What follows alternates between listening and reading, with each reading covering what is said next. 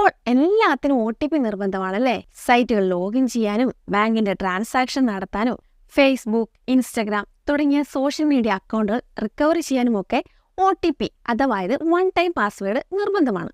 ഇങ്ങനെ ഈ OTPയുടെ ഉപയോഗം കഴിഞ്ഞാൽ നിങ്ങൾ നിങ്ങളുടെ ഫോണിൽ നിന്ന് ആ മെസ്സേജ് ഡിലീറ്റ് ചെയ്യാറുണ്ടോ? ഈ മെസ്സേജുകൾ നമുക്ക് എന്തെങ്കിലും സെക്യൂരിറ്റി പ്രോബ്ലം ഉണ്ടോ?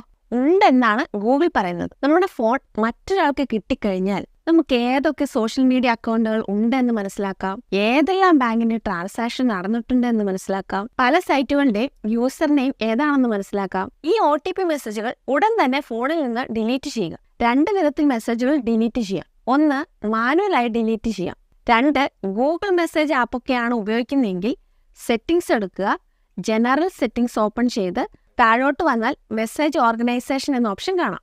അത് ഓപ്പൺ ചെയ്ത് അവിടെ കാണുന്ന ഓപ്ഷൻ എനേബിൾ ചെയ്യുക.